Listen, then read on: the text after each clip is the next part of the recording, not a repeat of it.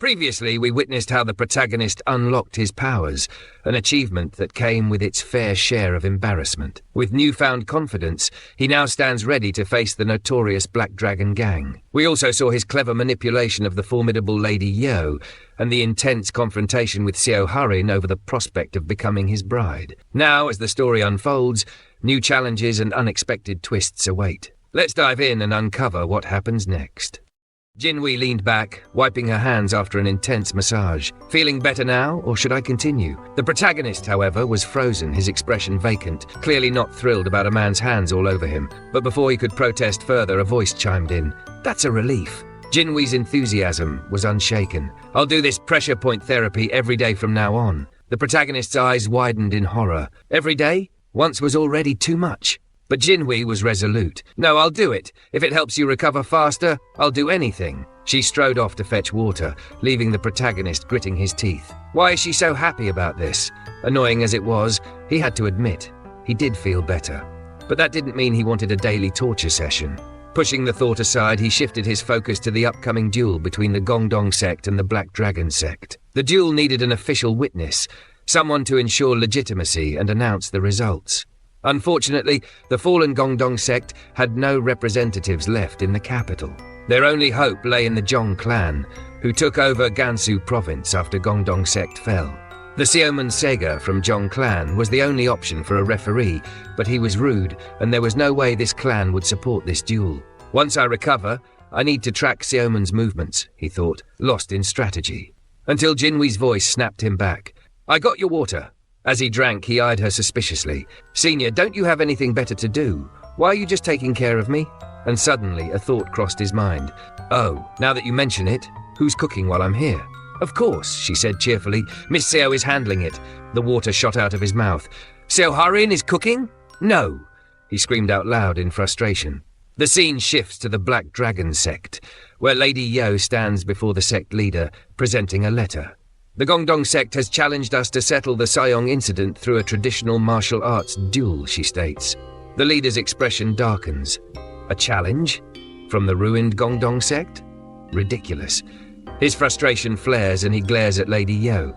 Why are you bothering me with this nonsense? You should have handled it yourself. He snaps, hurling the scroll back at her with inner force.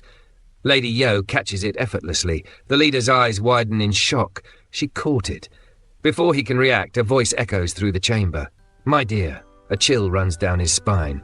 Lady Yo removes her mask, revealing a familiar face. Jack Savol, the most feared figure in the sect. Since when were you allowed to act so rudely in front of me? She asks coldly. The leader stiffens, his anger replaced by sheer terror.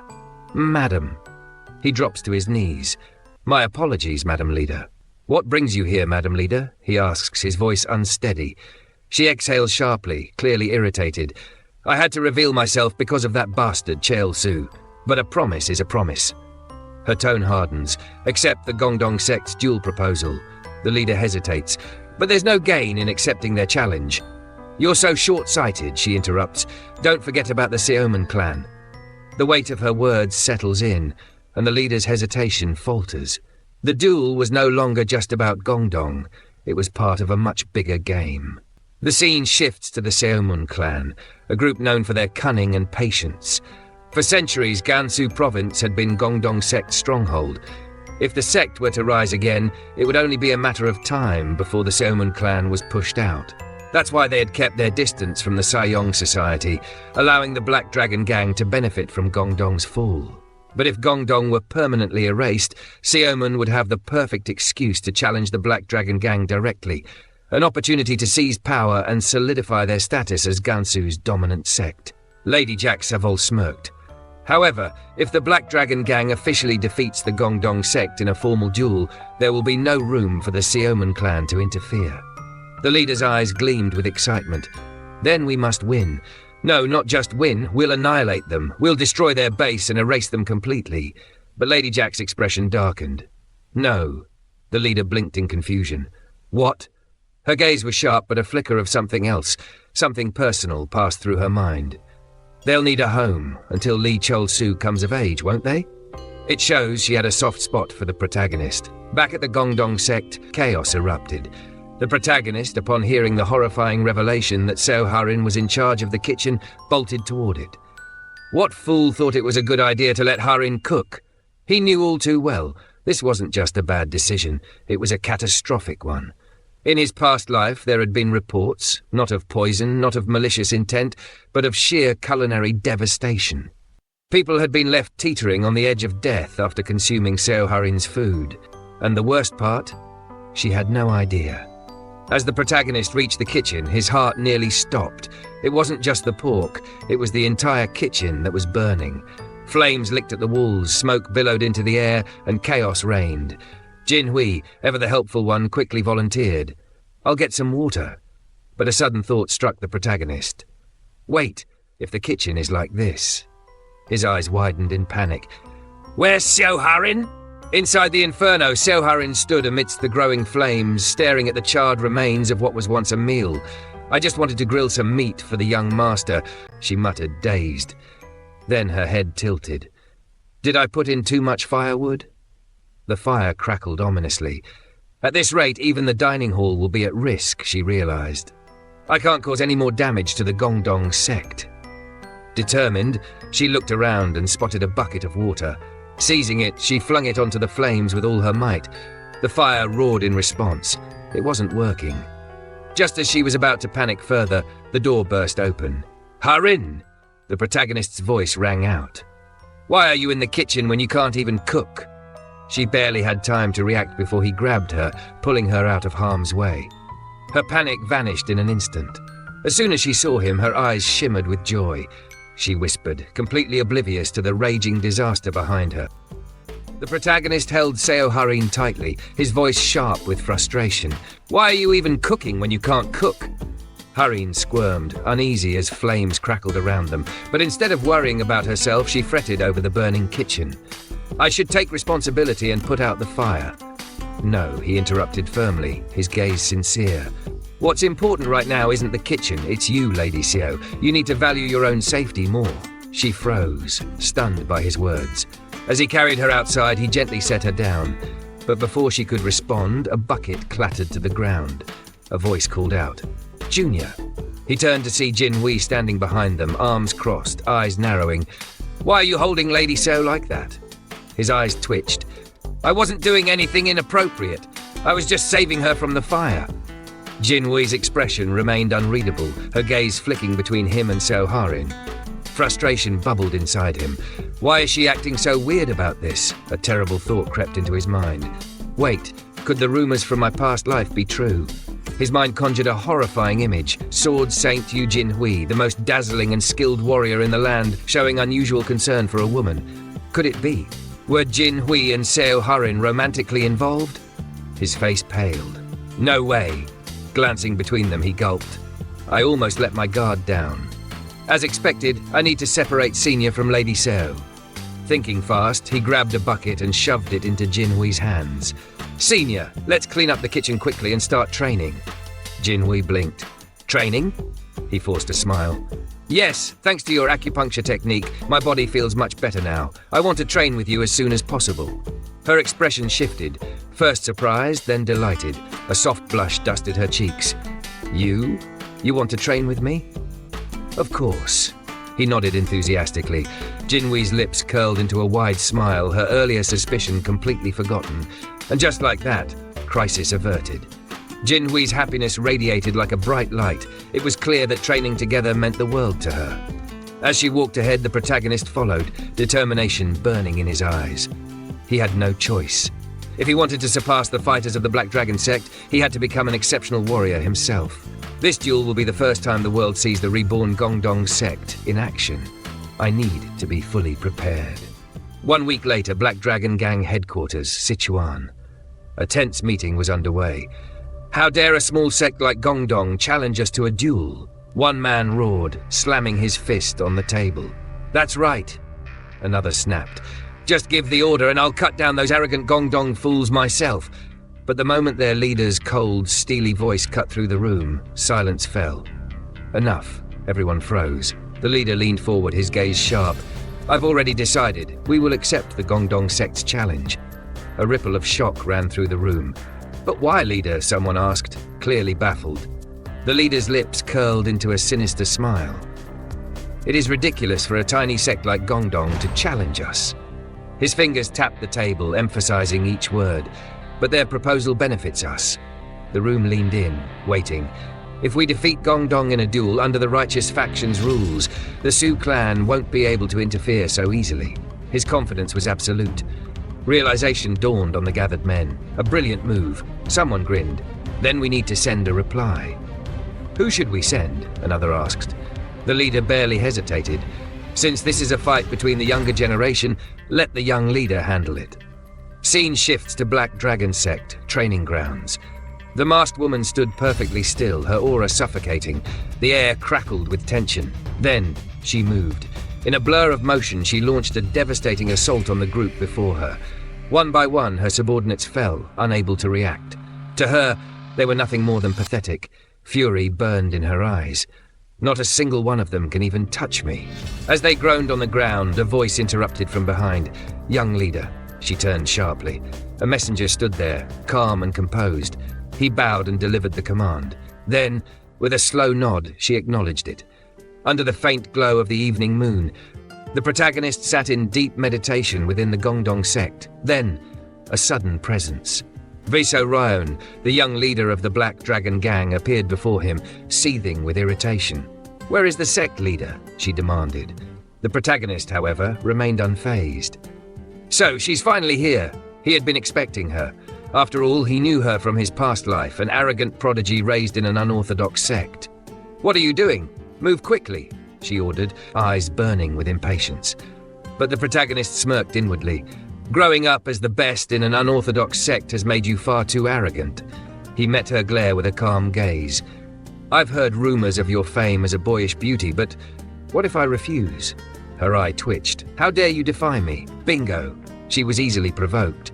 With deliberate arrogance, he leaned back. "How dare the young leader of an unorthodox sect order around the sect leader of a righteous sect like Gongdong? This is why your kind lacks proper upbringing." Xiomun Hyeoncheon let out a mocking chuckle. "Respect is only given to those with power. Why should I show respect to a sect that's even weaker than the Beggars' Union?" Her arrogance was amusing, but the protagonist countered with a calm retort. All the more reason to show respect. After all, Gongdong will be the one winning the duel. A moment of silence, then laughter. "Gongdong defeating the Black Dragon Gang? Ridiculous." Her amusement quickly twisted into anger. "I can't stand this. I need to fix that delusion of yours." The protagonist's smirk widened. "Are you so sure? Then why don't we make a bet?" "A bet," she repeated, narrowing her eyes. "Unless," he leaned in, voice dripping with mock pity. "Are you scared?" That did it. Her fists clenched. "Fine. If Gongdong loses, I'll make you my servant." The protagonist only grinned. "And if Gongdong wins?" Xiomun Hyeoncheon scoffed. "Not that it will happen, but I'll call you brother for the rest of my life." His eyes gleamed with mischief. "Brother, huh?" His imagination ran wild. After all, brothers become lovers and lovers become spouses. He pictured her blushing in admiration, falling for his charm, only to be met with a sharp glare of disgust. "What the hell are you thinking about?" she snapped. The protagonist was still at it, pushing Xiomun Hyeoncheon's buttons with his ridiculous antics. But just as he was about to take it up a notch, he sensed a familiar presence behind him. Turning his head, he saw his master approaching. Immediately, he straightened up and stood beside him, as if he had been the picture of discipline all along. Master's gaze shifted to Xiomun Hyeoncheon. "What brings you here?" he asked. For someone who had been brimming with arrogance just moments ago, Xiomun Hyeoncheon now presented herself with an unusual level of politeness. She handed over a letter, her tone unexpectedly measured. "This is the official acceptance from the Black Dragon Sect regarding the duel." The protagonist raised an eyebrow. What's with the sudden change in attitude? It seemed that her previous outburst had been intentional after all. Master unfolded the letter and read it aloud. "The duel is to take place in 15 days at noon in Hwajeong County. Under the supervision of a notary, both sects will engage in a martial arts duel without any additional conditions." Master's eyes gleamed with excitement. The Black Dragon Sect had officially accepted the challenge. Xiomun Hyeoncheon nodded. "That's correct. The notary for the Black Dragon Sect will be from the Xiomun Clan. Your sect must also provide a notary." A brief silence fell over them before Master calmly responded, "Our sect's notary will be requested from the Seomun Clan." Viso Ryon accepted his decision without argument, but as she turned to leave, she stole a glance at the protagonist. Her expression twisted into one of sheer annoyance. What is wrong with this guy? Not one to miss an opportunity, the protagonist made an exaggeratedly goofy face at her, his eyes wide with mischief. Viso Ryon's jaw clenched. "Damn it!" With an irritated huff, she stormed off, leaving the protagonist thoroughly entertained. Master, unfazed by the absurd exchange, handed the letter to Jinvi, who had just arrived. "Deliver this to the Xiomun Clan," he instructed. Jinvi nodded, ever the diligent disciple. The protagonist, however, frowned slightly. The Xiomun Clan is likely to oppose this duel. Sending Jinvi alone, a kind-hearted senior with little experience in political maneuvering, could be risky. Without missing a beat, he turned to his master. "I'll accompany Jinvi to the Xiomun Clan." Master raised an eyebrow. "And why is that?" Just for random reasoning, he told, it's his duty to accompany Jinwi as his champion. Jinvi's face lit up. "How thoughtful of you to take care of your senior." Before the protagonist could react, Jinvi suddenly pulled him into a tight embrace. A chill ran down his spine. This is the worst. His face twisted in sheer agony, but Jinvi, lost in her excitement. The next day, the protagonist was preparing for his journey to the Seomun Clan, located in the largest city of the Gansu province. This was his first real step into the vast martial world beyond Gongdong Mountain. Beside him, Seo Harin stood with a worried expression. Her voice was laced with guilt as she spoke. "Twice now. First at the inn and now again. You've helped me in my moments of helplessness. I'm sorry for always causing trouble because of my weakness." The protagonist, however, simply waved it off with a refreshing smile. "Lady So, I won't accept such thanks. When I was injured internally, it was your kindness that helped me recover quickly. You always do your best." Hearing his words, her eyes welled up with tears. But before she could respond, he gently placed his hand on her head, petting her as if she were a younger sibling. "If you want to carve out your own destiny, formally join our sect," he said. "If you train in martial arts, you could become the greatest female warrior in the land." Seo Harin nodded, acknowledging his words. As he continued to speak, his voice steady and filled with conviction, she found herself unable to focus on anything but his presence. Her heart pounded, her cheeks warming into a rosy blush. She wasn't sure she fully understood what he was saying, but since it was his advice, she was ready to hold on to it. Her flustered expression was evident, until a loud voice shattered the moment. "Junior, what are you doing?" Jinvi's voice rang out, her expression dark as she stomped toward them, her tone impatient. "Hurry up!" She was clearly not pleased with the closeness between the protagonist and Seo Harin. The protagonist let out a deep sigh. Moment ruined. As this was their first journey outside the sect, their master took the time to guide them on all necessary concerns. Both Jinvi and the protagonist listened attentively, acknowledging his wisdom. Finally, Master gave them a firm nod. "Travel safely," he said. And with that, their departure began. The two dashed down from Gongdong Mountain, making their way towards Seomun Clan. Their first stop, Hwajiang County's bustling marketplace. The moment they arrived, the protagonist observed the crowded streets, the lively merchants, and the aroma of fresh delicacies filling the air. Meanwhile, Jinvi's attention was immediately captured by the treats sold in the stalls. With childlike excitement, she darted toward a vendor, her eyes sparkling. She eagerly bought snacks, happily munching away as if she had just discovered the greatest joy in life. The protagonist, on the other hand, felt a wave of second-hand embarrassment. Why is she acting like a kid? Jinvi, completely oblivious to his judgment, continued to eat with pure bliss on her face. She was practically glowing with happiness. Meanwhile, the protagonist sighed, feeling another pang of disappointment.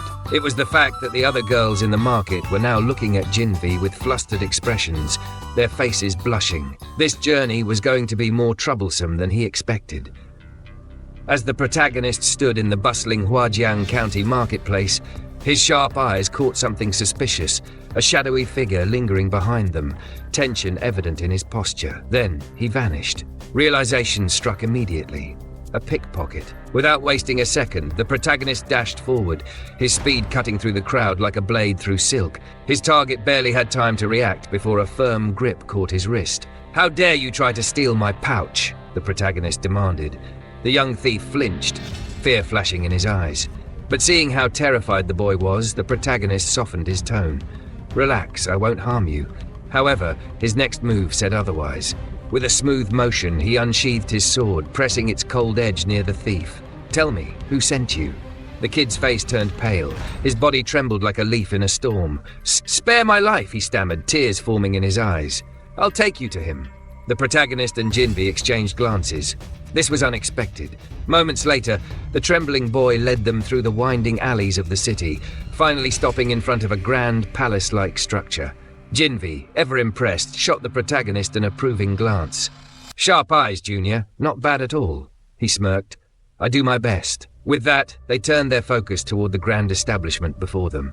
The not-so-ordinary brothel. From the outside, it looked like an ordinary brothel, yet something felt off. No music, no laughter, no courtesans. Eerie silence hung in the air like an unspoken warning.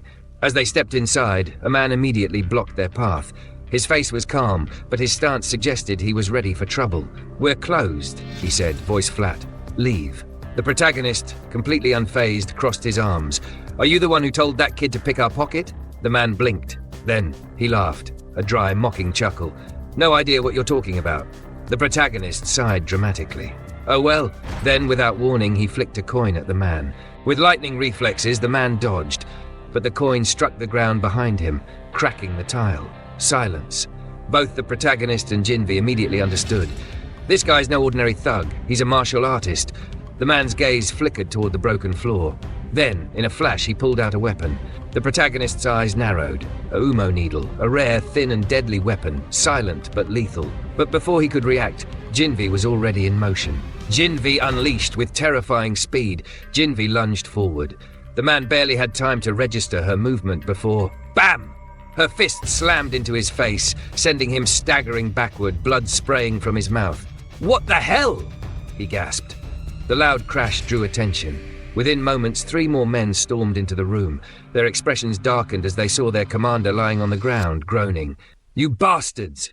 one of them snarled. They charged straight for Jinvi. Bad idea. Before they could even get within striking distance, Jinvi spun into action. A kick, one flew across the room. A punch, another crashed into the wall. A grab and a toss. The last one hit the floor with a thud. The protagonist watched in stunned silence. His surroundings blurred into the mist of chaos. What the hell is happening? When the fog finally settled, the scene before him was terrifying. Jinvi stood amidst the wreckage, her expression unreadable. The men were sprawled across the ground, groaning in pain. Then, slowly, Jinvi turned to the protagonist, her face still eerily calm. With a sweet yet unsettling smile, she said, "Don't worry, Junior. I'll protect you no matter what." At that moment, the protagonist realized something crucial. Jinvi wasn't just strong. She was overwhelmingly strong. The man Jinvi had knocked out groaned as he struggled to his feet, his face twisted in pain and disbelief. "Monster," he muttered, glaring at her with a mix of fear and resentment. Jinvi, still fired up, wiped the sweat from her brow. The moment she spotted him standing again, her fists clenched. But before she could launch another attack, the protagonist swiftly grabbed her hand, holding her back. "This isn't the way," he said firmly. "If we keep this up, it'll only escalate into something worse. We need to handle this calmly." To settle things quickly, he took over. Grabbing the man by the ear, he gave it a sharp twist. The protagonist ignored his complaints and continued pulling. "Why did you take out the umo needle?" he demanded. The man squirmed in pain. I panicked!" The protagonist clicked his tongue. "A woman's needle, huh? You really thought using that would scare us? You've even made my senior brother furious." The man groaned, gritting his teeth. All right, it was my mistake." But the protagonist wasn't done. With another tug on the ear, he leaned in. "Good, now take us to your superior." The man flinched. "I can't do that." Before the protagonist could press him further, something unexpected happened. A voice echoed in his ears. "Young hero." His eyes widened. The voice wasn't coming from anyone in the room. It was inside his mind. A moment later, the voice returned, smooth and playful. "Stop tormenting the poor chief official. Instead, how about spending a cozy time with me alone?" Second floor. Private room. The protagonist's gaze immediately snapped upwards. On the second floor, a shadowy figure stood, watching him intently. An expert capable of sound transmission. In a rural place like Huajiang County? He frowned. "And they called me instead of senior brother. Who will do such a thing?" His mind raced through possibilities, but before he could make a decision, Jinvi's voice snapped him out of it. "What is it, brother?" she asked, noticing his distraction. He turned to her. I received a sound transmission from someone on the second floor. They're requesting a private meeting. The second he said private meeting, Jinvi's expression immediately changed. No way, she barked. Absolutely not. You can't do this. It could be dangerous. Jinvi narrowed her eyes.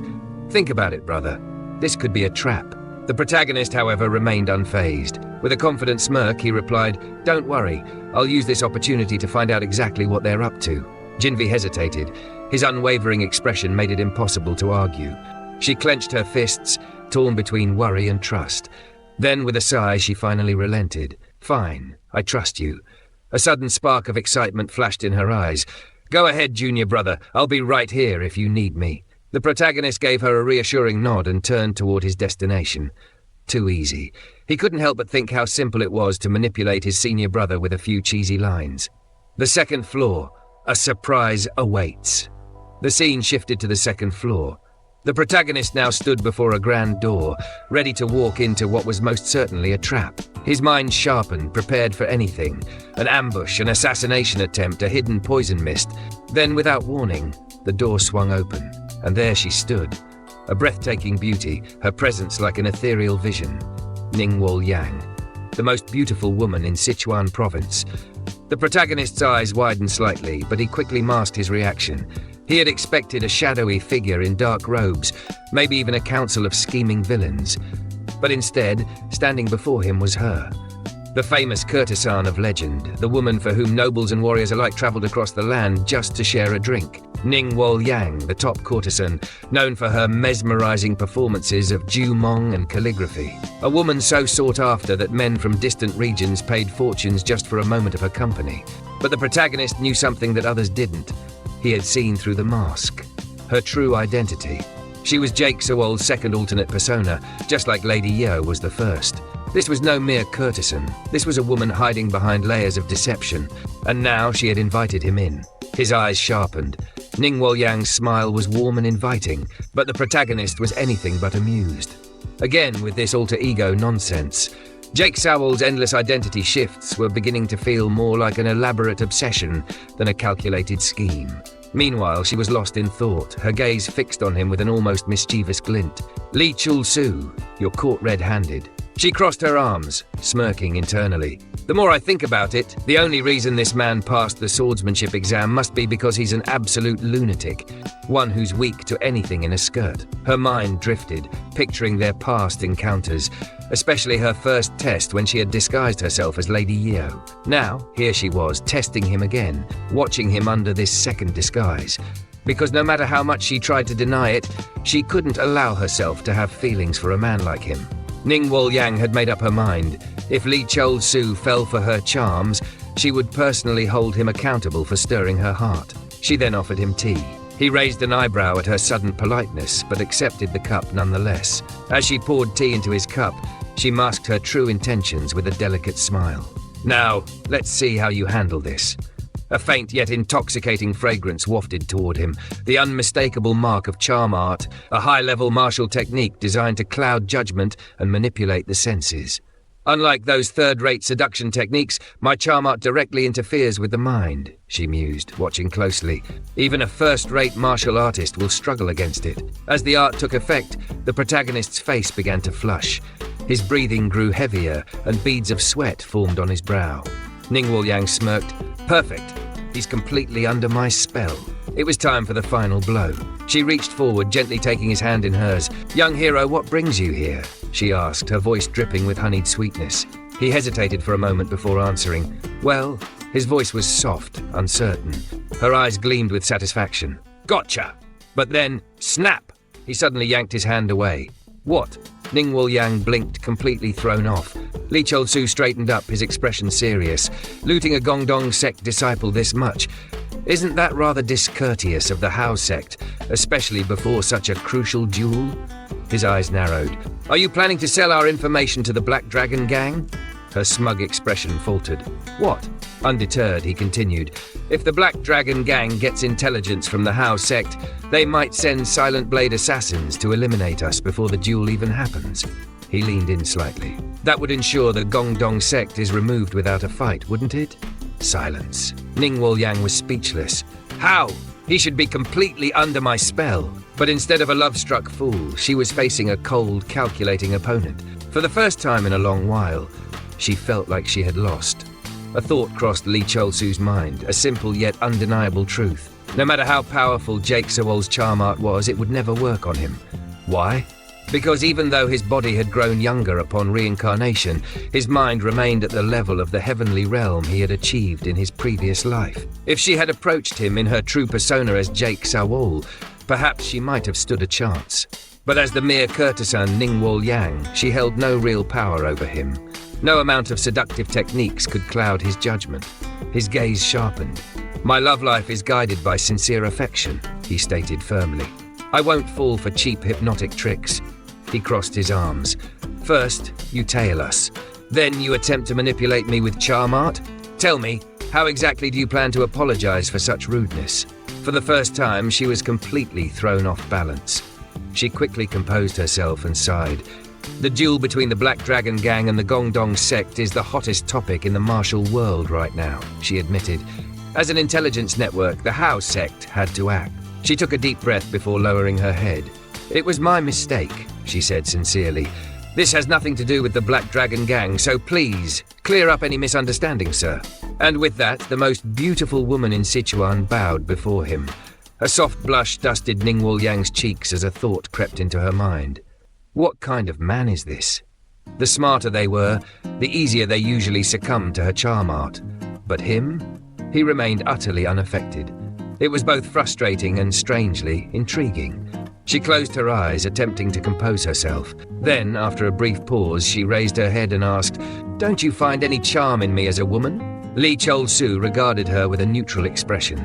"You are a beauty that could bring nations to ruin," he admitted. "Saying you lack charm would be a lie. However, the reason I am unaffected is simple. I have no romantic feelings for you."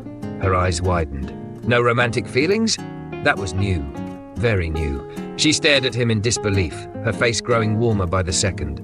"So he's not a man controlled by base desires?" Still flustered, she bowed her head slightly. "I ask for your forgiveness for my rudeness, young hero." Lee Chol-su, ever composed, simply nodded. "Very well, since your apology seems sincere, I'll forgive you." Then his tone shifted slightly, a smirk creeping onto his face. "However, now that I've passed your test, let's talk about the reward." Her eyes flickered with curiosity. "Reward?" "Yes." His expression turned serious. "Deliver a proposal to the Grand Elder of the Hao Sect." At this, she stiffened. The Grand Elder of the Hao Sect was none other than Jake Sewol herself. Of course, she couldn't just admit that, so she feigned ignorance. "You mean Lord Jake Sewol?" Lee Chol-su nodded. "Yes." She hesitated. "And what proposal might that be?" His gaze sharpened. "It concerns the duel between the Gongdong Sect, the Black Dragon Gang, and the Seomun family." Jincheon Hall, Seomun family estate. Inside the Jincheon Hall, an elderly figure stood with an air of absolute authority. A man standing behind him spoke respectfully. "Master, the Black Dragon Gang has officially accepted the Gongdong Sect's duel proposal." The elderly figure remained motionless, his gaze fixed forward. The man hesitated before continuing. "If the Black Dragon Gang defeats the Gongdong Sect in an official duel, we will have no reason to attack them. Are you truly fine with that?" A faint smirk crept onto the elderly man's lips. "Don't worry, the duel will never take place." The subordinate furrowed his brows. "Why do you say that, Master?" With an air of complete confidence, the elder replied, "It is a duel the righteous sect is sure to lose." Confused, the man pressed further. "But do you truly believe the Gongdong Sect cannot win?" The elder chuckled. "Winning is irrelevant. Do you really think the Gongdong Sect can secure a certified witness?" The subordinate's eyes widened in realization. "You mean you plan to invalidate the duel itself?" The elder nodded. "Exactly." Stepping forward, he gazed out into the moonlit courtyard, his voice calm yet brimming with authority. "In all of Gansu province, no martial artist dares to go against our will. The Gongdong Sect will never find a certified witness." A chilling finality settled in his tone as he turned slightly, his piercing eyes locking onto his subordinate. "Not without the Seomun family's permission." That elderly figure, the man who held the fate of the duel in his hands, was none other than Seomun Hyeoncheon, head of the Seomun family. After their confrontation with Jake Sewol, the protagonist and Jinvi resumed their journey, their next stop, the bustling Nanzhou market. As they walked, Jinvi turned to him. So, how did things go with the Hao Sect? The protagonist replied with a sigh. As expected, they're keeping an eye on us. Annoying, but manageable. Jinvi exhaled in relief. Oh, that's it. I imagined something far worse. While she marveled at the market's size, the protagonist remained unimpressed. For the largest market in Gansu province, this is still a shabby hole in the wall compared to others I've seen. Around them, murmurs spread. People recognized them as disciples of the Gongdong Sect.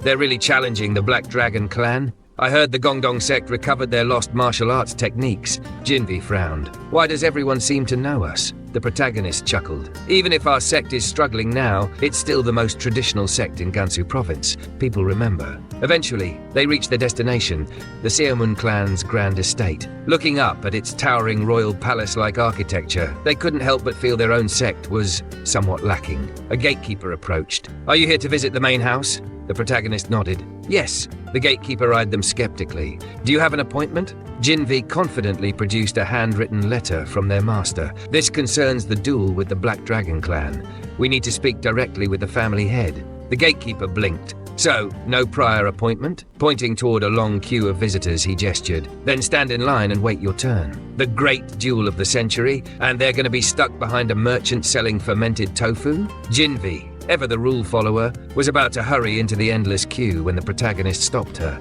Let me handle this, she blinked in confusion as he confidently strode toward the gatekeeper. This letter concerns a duel that will shake not just Gansu's martial world, but all of Sichuan, he declared, voice sharp with authority. Are you telling me a mere gatekeeper has the right to dismiss a letter from the Gongdong Sect? The gatekeeper hesitated. Technically, they were trying to enter without an appointment, but the sheer force of the protagonist's presence had him second-guessing himself. Seeing the confusion in his eyes, the protagonist pressed further. Do you believe your judgment outweighs that of the Xiomun Clan's great leaders? Are you ready to take responsibility for Sichuan's future?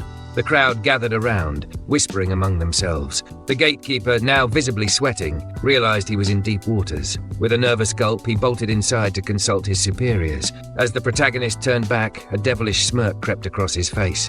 The black consumer intimidation strategy works every time. Moments later, the gate swung open. A refined-looking man stood before them. Welcome to the Xiomun Clan, he greeted, voice measured. This was Seomun Pung, the steward of the clan, second in command. Jinvi and the protagonist introduced themselves formally. Xiomun Pung nodded, then shot a glance toward the still shaken gatekeeper. I must apologize for my subordinate's rudeness. Please come inside. He continued guiding them inside. Guiding them to a lavishly decorated room, he offered them tea. The family head will summon you at an appropriate time. The protagonist took a sip, then casually asked, and when exactly will that be? Seomun Pung's smile remained diplomatic. The family head is occupied with official matters and personal training.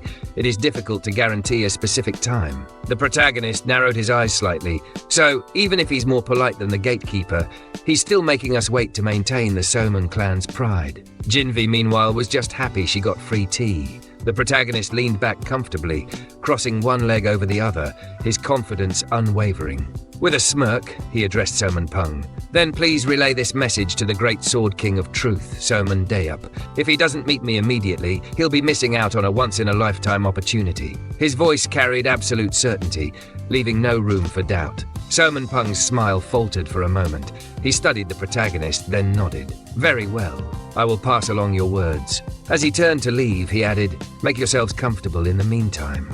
The moment he left, Jinvi stared at the protagonist, eyes narrowed in suspicion. Junior, what's this once-in-a-lifetime opportunity nonsense? The protagonist smirked, winked, and casually replied, time is on our side. What do you mean by time? She asked, now more confused than before. Instead of answering, the protagonist grinned and gestured toward the feast in front of them. Senior, since we've got some time, let's enjoy a proper meal at this wealthy estate. Jinvi followed his gaze to the lavish spread before them, dishes practically overflowing with the purest natural energy boosters. The protagonist dug in, savoring every bite, while Jinvi found herself smiling at how content he looked. He really enjoys his food, she thought, and for some reason, she liked watching it. Just as they were settling in, the doors burst open. Seomun Pung rushed in, breathless, his expression urgent. Honored guests of the Gongdong Sect, the family head wishes to meet you immediately. The protagonist calmly picked up a toothpick, leaned back, and flashed a victorious smile. As expected, they were led to a grand hall where a formidable figure awaited them, where Xiomun leader was waiting for them. Jinvi and the protagonist bowed respectfully, but Xiomun leader had no patience for formalities. "Enough!" he snapped, slamming his fist on the table. "Let's skip the unnecessary pleasantries. Why are you so insistent on dueling the Black Dragon Clan?" The protagonist met his glare without flinching. "Isn't it obvious? We are upholding the honor of the martial world." Seomun leader's scowl deepened. "Then explain why you've been spreading rumors by teaming up with the Hao Sect, those outlaws." The protagonist chuckled, feigning innocence. "The Hao Sect? What nonsense are you talking about?" Seomun leader's fury intensified. "The rumors have already spread across the land. They claim the Gongdong Sect has revived, and that this duel represents a showdown between the righteous and unrighteous sects. If the Black Dragon Clan wins, the outlaws will dominate the martial world. And now, letters have already been sent to the 9 great sects and the 6 great families, inviting them to witness the duel." His eyes burned with anger. "Do you understand what you've done?" The protagonist remained composed, suppressing a victorious smile. As expected, the Grand Elder Moonlord, Jake Sawol from the Hao Sect, had executed the plan flawlessly. His mind drifted back to their past conversation, the moment when he secured her cooperation. As they discussed his reward, the protagonist had made his request clear. Jake Sawol listened closely, intrigued by his choice of words. "I need you to spread news of this duel far and wide. Make sure no one remains unaware. And more importantly, ensure that letters requesting official witnesses reach the 9 great sects and the 6 great families." Jake Sawol smirked. "I see. You're trying to create a scenario where the Xiomun Clan has no choice but to act as witnesses, aren't you?" The protagonist gave a slow nod. "Exactly." Jake Sawol's amusement didn't fade. "A clever idea, but the Hao Sect isn't in the habit of making losing deals. Even if I deliver your proposal, the Grand Elder Moonlord won't agree to it so easily." The protagonist's smile vanished. He already anticipated this. Without a word, he reached into his inner robe, a pearl, its surface shimmering with a silver-blue glow. He placed it gently before her. "Deliver this to the Grand Elder Moonlord as payment for the deal." Jake Sawol's eyebrows lifted. "Oh my, it may be small, but this is such a pure moonstone." She rolled it between her fingers, examining its flawless quality. Finally, she nodded. "With this, I'd say the deal is fair." His plan had worked perfectly. The Tang Sect, Gincheng Sect, and Ma Sect had already agreed to witness the duel. If the Xiomun Clan declined, it would be utterly humiliating. "It's all about winning before the battle even begins," the protagonist thought. "That's what real strategy looks like." Xiomun leader's fist clenched. "If anyone is good at spreading baseless rumors, it's the Hao Sect. And yet, the Gongdong Sect benefits the most from this nonsense." His glare hardened. "Tell me, are the Gongdong Sect and the Hao Sect truly working together?" The protagonist met his gaze with unshakable confidence. "Do you have any evidence for such accusations?" The Seomun leader fell silent, his expression darkened by frustration. The protagonist hid a knowing smile. "The Grand Elder Moonlord herself took care of everything. Why would there be any proof?" Seomun leader's fury boiled over. "Since your duel has been labeled as a battle of righteousness and unrighteousness, if you lose, it will spell disaster for the Xiomun Clan and the righteous sect as a whole." Both Jinvi and the protagonist stiffened, sensing his dangerous intent. With clenched fists, Xiomun leader suddenly declared, "Then allow me to test whether the Gongdong Sect can actually win or not." With a thunderous impact, he smashed his fist onto the table, reducing it to splinters. A blinding light surged around him. The protagonist's eyes widened. "Insane! What is this kind of energy? If I take that head on, I'll be half paralyzed at best." With a piercing gaze, he declared, "If you insist on this duel, prove your strength to me, Jinchon." Sword King. The protagonist tensed. "This man, he's really trying to kill us. How will the protagonist survive this test? Can he prove himself worthy of the fight?" Stay tuned for the next part. If you enjoyed this story, don't forget to like, subscribe, and hit the notification bell to stay updated. Your support helps us bring more amazing content. Thanks for watching.